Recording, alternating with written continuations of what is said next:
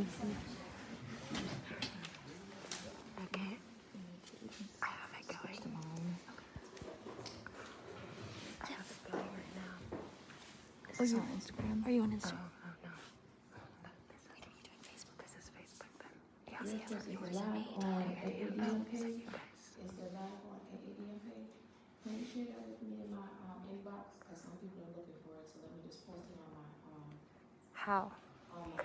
main page so y'all can share. I think Denise. So I think Denise can do it because she can probably see the live and then she can share it too.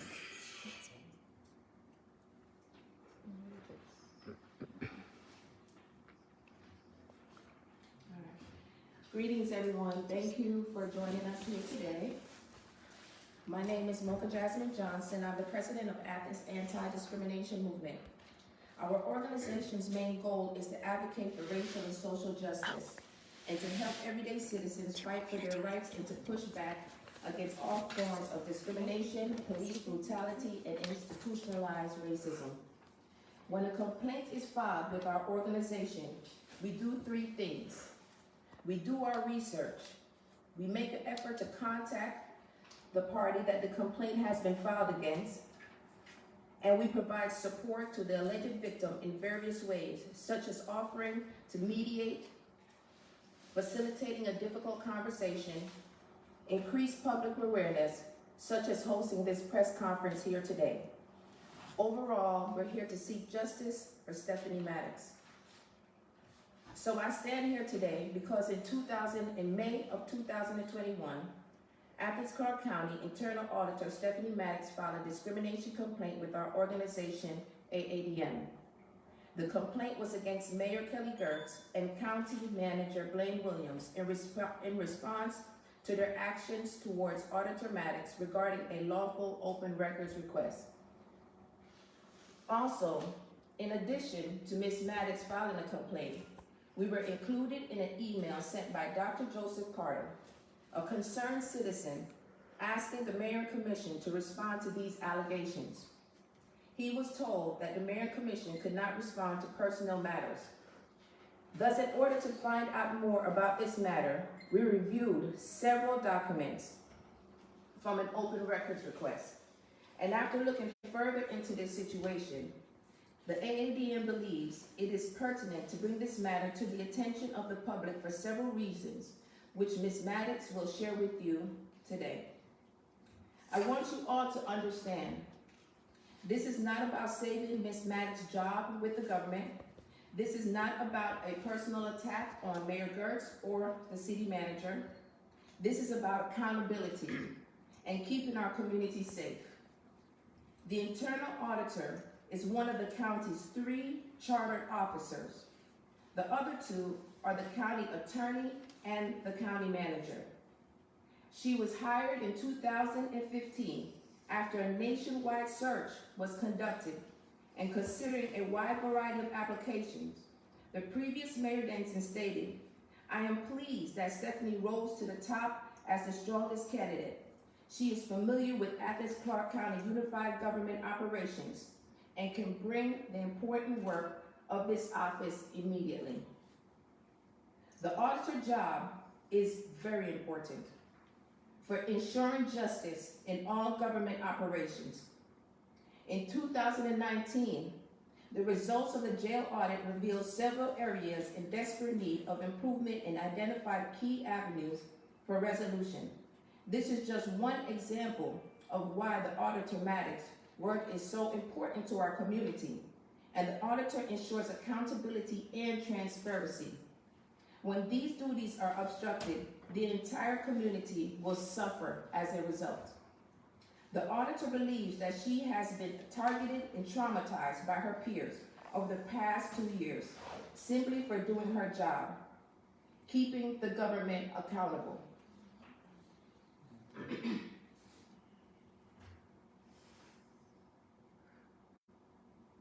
So our goal today is to provide an opportunity for Ms. Maddox to share her story and to bring awareness to this ongoing issue within our community. Once Ms. Maddox completes her statement, we will take a few questions only from the media. And we do ask that any concerned citizens reach out to their commissioner and to their mayor, their elected officials, and begin to ask questions. So now I'd like to introduce Ms. Stephanie Maddox.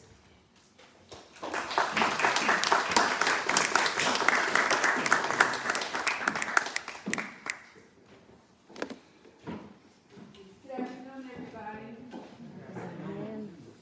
I want to start by first sharing with you all that I am extremely nervous.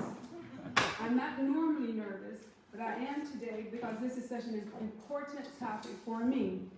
I have endured almost 3 years in October, the most traumatic experiences of my life. And I want to share that with you. I have 3 goals that I want to accomplish, but I want to follow my guide that I spent so much time writing. And before I do that, I'm not familiar with the press, but I really would like to know who you are. Besides Christal with Athens Politics Nerd, are there any other press members in the room? So that, thank you very much, I appreciate it. Okay. Before I start, I want to thank the Lord. He has truly prepared me for this moment. For more than 2 years, I wondered why me. And my pastor, who is here with me today, he gave a speech on Sunday that I thought he wrote for me. And he said, you are prepared for the rough side because you are the type of person that can handle it. And at the same time, I came to the resolution with a conversation with my husband and the supportive people that surround me. Something changed in me. And I'll be honest, over the last 16, 18 months, I was focused on saving my job. I was focused on keeping my professional reputation intact. After February, something changed. It became bigger than me. I am very aware of other employees that are going through the exact same thing. Some choose to leave, and some stay, and they are miserable. I've known since I was in 2nd grade that I have the ability to engage in conflict in a very nice way. I don't enjoy it, but I am not afraid of it. So this is my opportunity to, since the Lord has prepared me and I'm ready, this is my opportunity to communicate to you some tough things. And I also want to share with you, I'm not the only one, but my last goal, I hope, is to empower others to come forward. Okay? I want to start by thanking Roderick Flanagan. He was the first phone call I made. He has always been a true friend. Next, I would like to thank personally Mr. Michael Smith, Dr. Joseph Carter, Dr. Jody Barnes, and the entire Anti-Discrimination movement team for all the support that they've given me. I want to thank my attorney, who's not here yet, but he is on his way from Butts County. And I especially want to thank my pastor, Reverend Mosley, for attending because he is squeezing this in between 2 very important meetings. So thank you all for being here. You all are very important. I purposely do not read any article. I do not read any press release because as I know that as much as there is positive feedback, there will be negative feedback, and I didn't want to read it. I wanted to stay positive.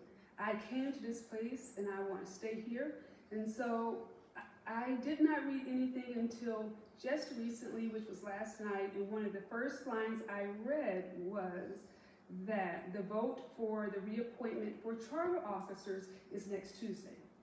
I want to make it crystal clear. I got over that back in February, back in January, when I realized the issue is bigger than me.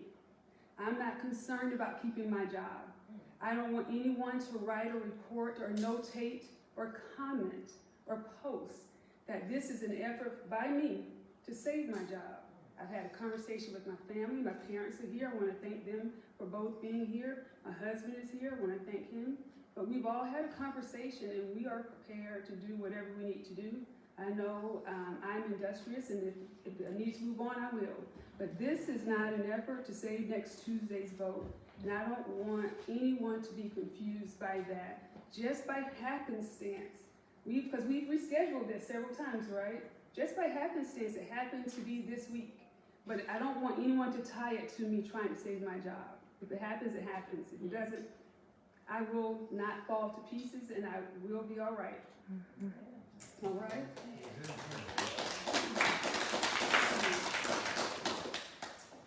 As Nova stated in her statement about the open records request,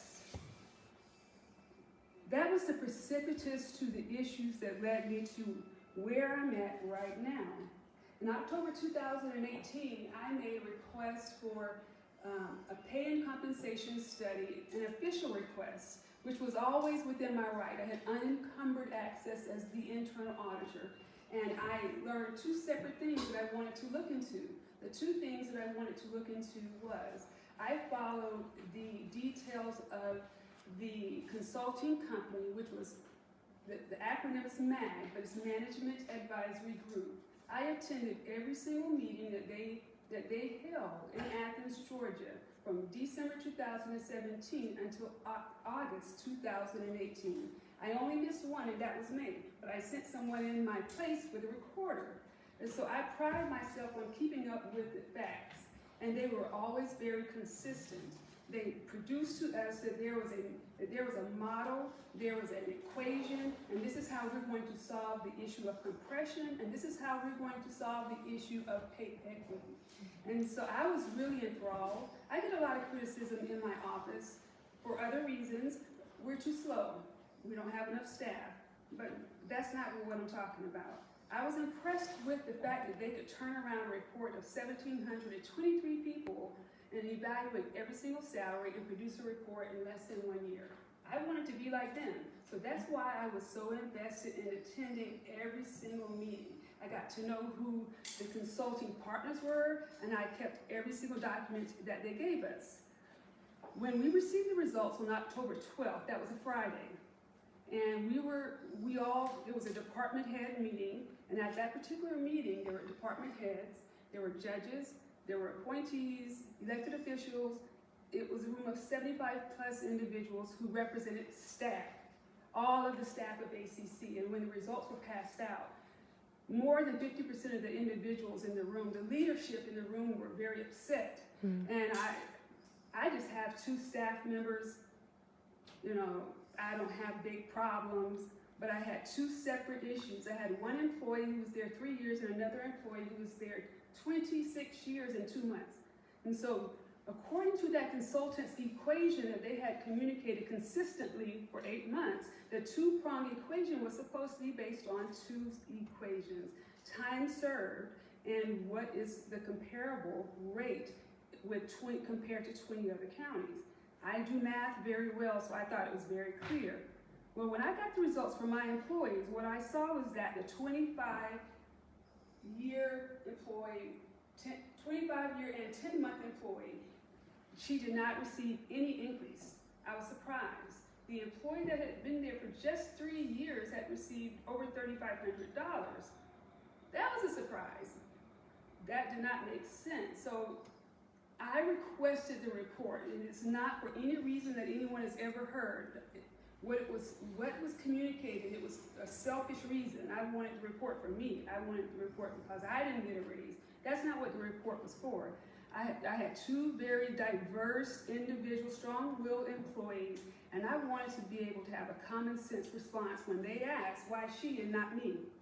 So and that is the reason why I requested the report. Before I move on, I will share at that October 12th meeting, that Friday, that we were told to submit the results to our staff on that next week on the 18th. Immediately, I found out hundreds of employees, not just my two, but hundreds of employees were unhappy, disappointed, upset, and caught off guard with the results of the study. So it was more than me. Now, out in the periphery, part of my job is to think about what's coming next, what could potentially be an audit. I don't know if you all remember, the police department did a promotional process for the sergeant's exam in 2017, and I started doing pre-research without any instruction. I talked to Chief Freeman at the time, and I asked him what that was about. And it turned out to be valuable because when the committee met, the audit committee meets, and it's comprised of 5 commissioners, when they met, because they had all received phone calls, negative phone calls from commissioners, not commissioners, but police officers, about how unhappy the process for choosing who would be promoted was, that almost turned into an audit. That's what I believe my job is to catch it off at the pass and maybe provide context.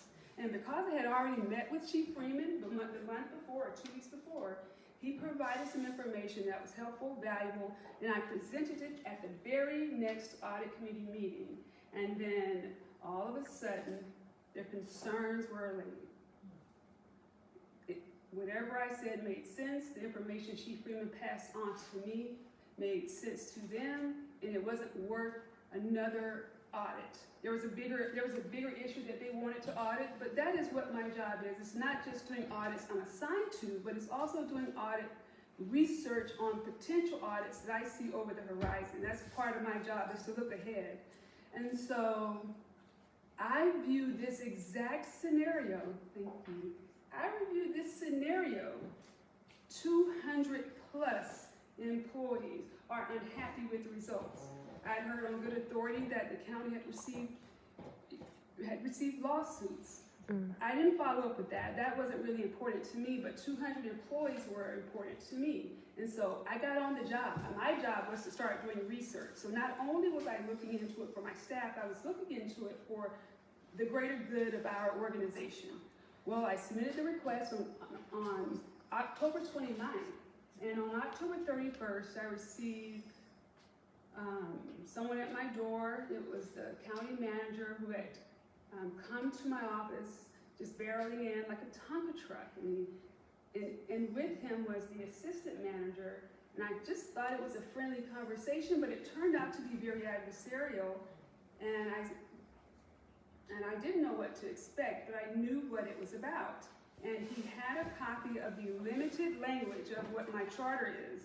And if you ever go to the charter, section 131, it is very basic. It doesn't tell you a lot. It doesn't give you an idea of what my authority level is, what my power is, and all of that. And it's not a great service. The county manager had a copy of that, and he started with, I heard you make this request, and I want to know why.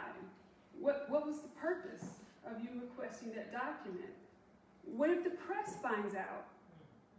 Well, I collect secrets for a reason. I don't share anything. I have a lot of documents. We have a safe in the auditor's office of documents all the way back in 1993. They're mine. They'll be the next person's. But we don't share information. So when he made that comment, I was out of the loop. I was a novice. I did not understand what that meant. What if the press finds out that you made that open records request? And maybe some of the press, maybe you know what that means, but I didn't understand what that meant. But he harped on it, and I said, I would never share this information. Departments have the opportunity to request their own information. But I wanted to read the report. I'm a reader. I didn't want to talk to anyone. I wanted to read the report because that's how I learn. And I just wanted to be able to have an explanation. But then I wanted to also prepare for the impending audit that I knew was coming. I knew it was going to come. And I did learn at the same time, simultaneously, that there were 4 commissioners who were also very upset who had received conversation. So to me, it was almost real. Like it was going to be an audit. It was just a matter of time. Well, what happened is I was accused of wasting staff's time by making that request. I was accused of being selfish. I was accused of making that request for my personal gain. And I was shocked. I had no reason to request a 500-page document just to read for pleasure. I mean, I have books that I like, actually. So I was, I was surprised by that. But I mean, the whole conversation was bizarre to me. But the one comment that struck me was, the county manager made a comment to I have it on good authority to contact the entire commission one by one, and let them know that you are wasting staff's time. And I took that as a threat for my job, my livelihood. because I wasn't part of that conversation. So I thought I would do the exact same thing. If you're going to talk to them, I'm going to also do the same thing, and I'm going to express my side of the story. And I then learned that there were commissioners who were just as upset as me. And so we collaborated, but what ended up happening is my request was not fulfilled, and several weeks later, I was told to officially rescind the request. No explanation. And then the next instruction I received was to talk to the county manager. He could get it for you. I'm a really logical person, so between 3-person HR department can't get it done. How could a 6-person attorney's office get it done when the attorney's office is not in the business of HR? I think like that. That's just how I think. So it didn't make a lot of sense, but I played along because my life began to feel hostile. I was treated hostile. There was some retaliation immediately. They were screaming in my face. I have always been a professional and quiet, timid, working hard, and there were 2.5 examples where I was caught off guard and traumatized. And one was I offered to end the conversation about impropriety and requesting the report for my personal gain. And I walked back to my desk and I got my checkbook and I said, I'm going to lunch now. I'll drop off a check at HR for $500. No rush. I just need the reports. I need to be able to explain to my staff. He slammed the table, walked out. That wasn't the solution that he was looking for, but I was willing to pay for it as a citizen. So we didn't resolve anything that day. A day and a half later, we find each other in the hallway. I'm leaving, he's coming, and he made a threatening comment. You're not gonna do what you wanna do to take me down, and I got something for you. And it was, I'm a scary person for all the right reasons, but not for professional reasons when you are encountering people you work with. And so, but it was traumatizing because I was dressed like this, and then you have someone coming at you fast around the banister, and I'm walking, down the hall, and they're walking me back to the wall, and that's what happened. And I shocked myself, and it was this close, I could feel it spit. And that was the first traumatic experience. And I sat in my car and I would cry, not because I was hurt. I cried because I was mad. It was the second time in 23 years that I cried on my job because I was mad, but I couldn't do anything. And I'll be honest with you all. I like the rainbow here, but there's some stereotypes that we don't own, and I didn't want to turn out to be that stereotype, so I took it. I sucked it up and I went out into my car and I sat there and I cried. I didn't even leave for lunch. I just came back into the building. And there are a couple of additional events. But what started to happen, like the pervasiveness, and I'm gonna get back on track with, some of the things with the EEOC investigation, because I'm sure several of you are interested in that. So what happened is I began to feel picked on by the HR department because I was starting to have some medical issues, severe depression. I'm going to be honest with you. I'm not afraid of just sharing that. I got weak and I went out on FMLA. And because of that, my doctor had never seen me in that place, that mental place. He was concerned and he wrote very strong narratives to submit for the paperwork. And HR called me in and they wanted to question me, and that's not part of the job. That's not the law. They're not supposed to do that, and they don't think I know that. And so I had a great friend, HR consultant, that I asked to attend with me as a witness, and she did, and we didn't get anywhere because we caught them off guard. But long story short, I went back to my office that very same day. I wrote a 2-page letter, and I hadn't planned on doing this. But I wrote a 2-page letter out of memory, and I included every single detail, every single note, time frame, time stamp, person, everything. I don't know how, but it was off of memory in 2 pages, and I submitted it just like that. And went home that night, and it was accepted as my official letter of grievance. I used words like, for the last 2 years, I experienced retaliation, hostility, discrimination. My salary has not been evaluated. I didn't say I made too much. I did not say I made too little. But there's a gap. There are 1,723 employees whose salaries are evaluated through a process, and there's no one looking over that one person, and there should. And all I said was, who and when will somebody evaluate my salary? That's all I asked. I didn't say I needed more money. I just said I needed, because my salary was still at 2017. I mean, my peers are 2 and 5 and 8,000, now 10,000 more than me. My salary's changed $3,000 in 5 years. And so I'm not complaining. We're paying the bills, and all I'm asking for is equity. And I was accused of being selfish. So at every turn when the words could be twisted, they were. So right after I submitted that letter to HR in February, that was February 7th, 2020, on March 3rd, I had a meeting that I had been waiting for 6 months with the EEOC. I attended that meeting with my HR consultant, and we arrived. I was overly prepared, and I'll say why. Because I provided that investigator with all the documents. He listened intently, and that very last document showed that the internal government was willing to do an independent investigation. And so when he got to the last page, he was like, why don't you show me all of this? Because if they're going to investigate it, we're not going to get involved. We're going to let them do it. And I kicked myself because it seemed like it was going to go somewhere. So we were supposed to be undergoing an independent investigation. So I can't answer any specific questions about what's going on with that. I can share with you my feelings. I can share with you my pain. I can share with you the lack of support, the isolation. I can share with you the inequity, being boxed out. If I wanted to make a joke, I can be gone for 2 months and no one would miss me. That's how bad it got. And I will tell you where I messed up. Where I messed up is I got so depressed that I could not do my job because I couldn't bring myself to be productive. I couldn't think. And that was my fault. And I owned that. That's what I did. But I spoke with them and I said, I need your support or not. But where we are right now is there are some administrative steps that still need to be exhausted.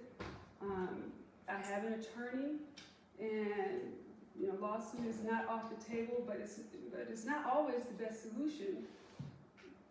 But this has been going on almost 3 years for no reason. We have no explanation why it's taken 3 years, and this individual has been in pain. So there have been retaliation, age discrimination, racial discrimination, hostility, verbal assault, isolation, lack of support, lack of staffing, and that is what I have been going through, and that is the testimony that I wanted to share with you today. The second goal I want to do, and I'll be really brief, the second goal is for the press. This is my first time doing this, and I'm not going to ask you to do me any favors, but I hope you heeded what I said in the very beginning. This is not an effort for me to get my job or keep my job or be reappointed. I mean, there's a lot of feelings gone past that now. If it happens, it happens. If it doesn't, I'm not going to fall to pieces, and I don't want you to over-sensationalize that detail. Find a different one. I'll be happy with that. But that is not the case. I do expect, and I will respect the fact that you have to actually fact-check your information, fact-check my information. If you need anything from me, you please let me know. And I look forward to, if you decide to write an article, I look forward to reading that one day, and I hope it is fair and balanced. The last goal I have to communicate with you all today is that I know at least 5 individuals, I spoke with 2 just yesterday, that are going through the exact same thing with the same 3 white men. There are 2 mentioned in the report, in the EEOC report, but one came out later as a true playmaker, but it wasn't included in the EEOC report, but I amended it. The bottom line is there's there's a culture of manipulation, there's a culture of, lack of transparency. As much as we say it, but as much as you hear it on Channel 180, it has not always been the case. If I was allowed to do my job without interference, without hostility, without having to be questioned by somebody that we are directly peers, I don't work for you, I can produce some fantastic audits that will bring things to you all that you care about. I've heard SPLOS, the SPLOS program. I've heard the PPART program. I've heard about audits of the manager's office. I've heard about audits of other areas. I want to do those. I mean, the CARES Act funding is a hot one too. I just don't have the support. I have more of the pushback and the retaliation. And I'm certain I was supposed to be gone by now. But you can ask my mom. Since 2nd grade, I stand up and I fight for myself, and it's tough, but I'm going to keep doing it. And this is where we are. So I want to end by saying, if you are out there, and if you feel and you experience little or lot, just make one step and report it to somebody, and then the next step and the next step. And if you need to call and talk to me, I actually do that 2 or 3 times a week. Proverbially, I let them, rest on my shoulder, and I guide. But I understand a lot of people aren't strong enough. I know that for a fact, and it's hard. But I hope this will allow people to feel strong and feel encouraged and feel like, she didn't get shot up there, so maybe I have a chance. I just, that's what I want to end with. I want to encourage individuals to speak up about the exact same behavior, because it will continue. If I leave next Tuesday, after next Tuesday, I guarantee you it is going to happen to the next internal auditor, because it happened to the internal auditor before me. I've just been the only one to say, you don't tell me what to do. And that's why I'm in a pickle, because my integrity. So that's all I have, and if there are any questions, if I hadn't said everything already, I think Mocha's going to do the moderating for the questions. Yeah. All right, so what we're going to do is we're going to allow media. We're going to have 5 questions. We're not going to take any questions from the general public, because this is still a legal matter. We encourage you all to reach out to your commissioners and begin to ask questions.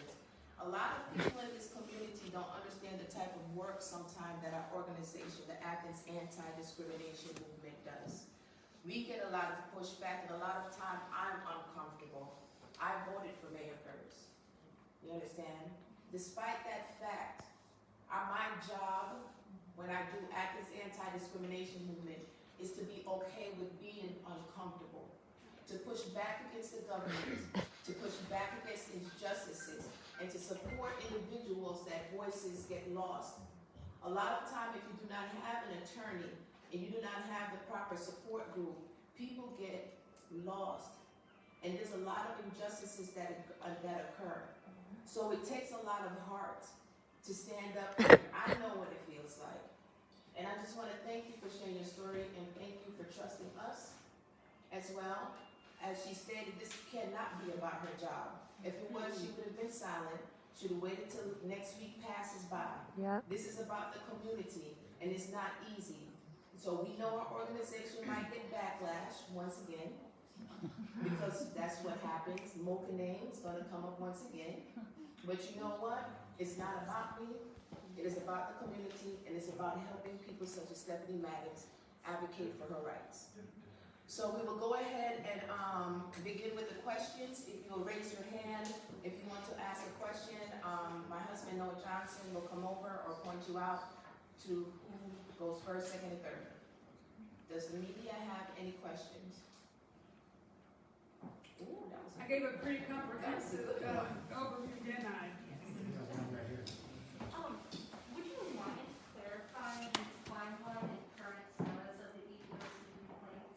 Well, so there's a 2-pronged process when it comes to an EEOC complaint.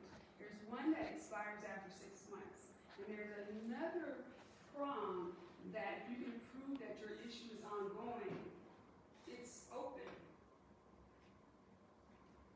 My situation was caught in the middle of COVID. I attended the meeting on March 3rd. The very next week, I got a letter that said we're closing the office until August, and then we'll make a determination. Well, by that time, I hadn't responded back that my organization had completed, because they hadn't completed anything by that time, and so they used the 6-month prom process for myself. However, I was strongly encouraged by my investigator with EEOC to reapply, to resubmit, and it's something that I had discussed with my attorney. We have some great information to do so if there's not another different resolution. But it's a tough process, and you're going to get more no's than yeses. But had I not shared that my county was going to provide an investigation, I think it did look appealing. Exactly what month did you file the first EEOC? It was March 3rd, 2020. And I officially reported it to the HR department on February 7th, 2020. So the process is to notify the HR department first, and then move forward and file that complaint. Does anyone else have any questions?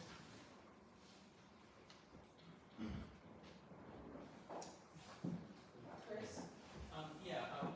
Would you mind elaborating on the age discrimination part of this? From my understanding, you're basically the same age as both. I mean, maybe I'm wrong, but and Angela. So I wonder if you could elaborate. It wasn't so much from him. So there are different pockets of discrimination or mistreatment from different groups of people. From one group it was retaliation, from one group it was hostility, from one group it was discrimination. They're different groups of people, but they worked. I believe, I don't know for a fact, I'm not going to say that there is some collusion. So when the age discrimination, what I am speaking on is there are individuals that are subordinates that are much older than I am that had a hard time taking instruction and had a hard time, what's the best way to say it? I provided constructive feedback, and I would receive comments like, it looks okay to me. And I'd never been in a professional environment like that with a boss, or when I was a boss, to my subordinates. And so it was very strange. And they were considerably older than me. One, I would say 20 plus years both. And I don't know if it was, you have to do I did the elimination. It's not this, what is it? It's not that, what is it? It's not this, what is it? I found it to be a lack of support for my age and a lack of support for what they perceived my knowledge level was. And that's why I house that under the umbrella of age discrimination. I had a lot of knowledge, a lot of skill, and I wanted to teach and I wanted to show, and there was considerable pushback. And it was extremely hard, and I just didn't know how to navigate those waters. But that was, and then there were microaggressive statements that not new generations make, but older generations make, like, I don't want you to get mad. I wanted to say something, but I thought you would be mad with me.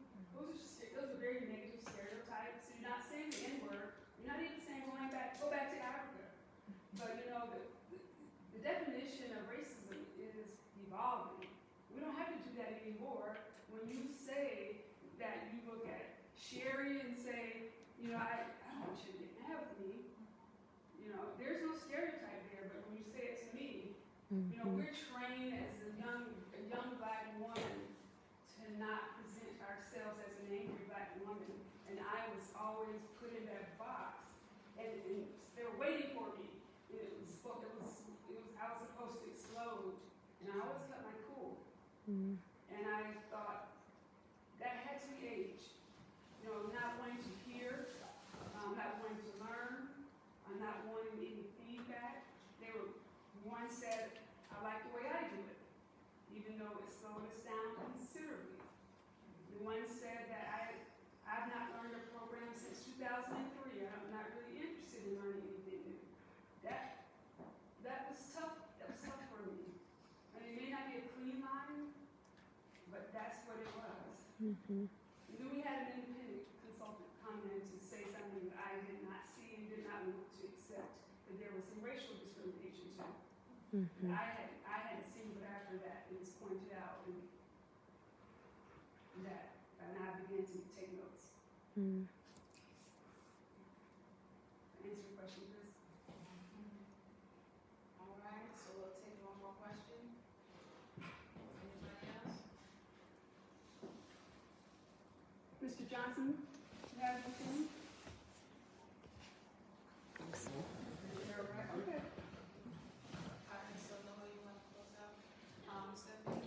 Alright, if y'all will just give, Ms. Maddox, a round of applause for being bold.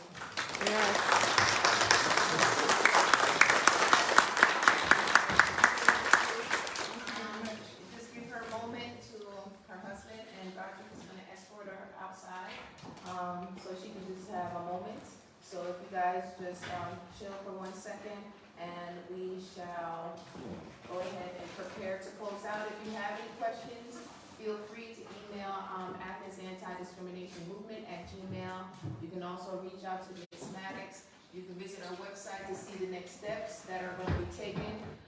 We will continue to support this until we get answers, until we get justice for this community. It will be a tough ride, but we hope that y'all will ride with us. Mm-hmm.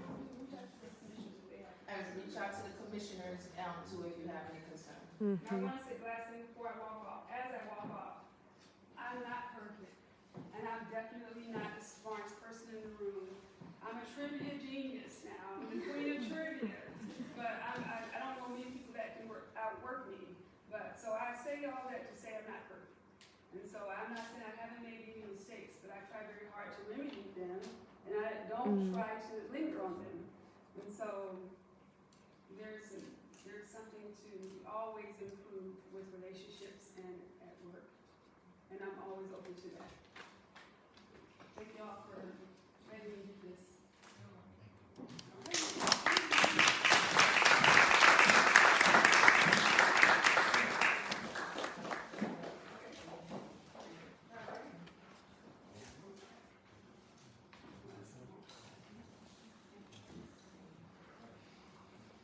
Once again, we would like to thank Mrs. Stephanie Maddox for her story, her time, and all of you for coming out.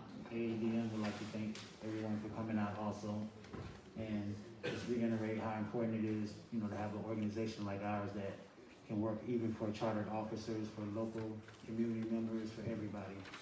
To just try to help them advocate for themselves, play a neutral role, and try to get transparency and accountability from our government. Mm-hmm. And once again, I would like to encourage you, if you have any questions about anything you heard today, don't hesitate, reach out to your commissioner, someone else's commissioner, anywhere you feel you can get answers and clarity on this.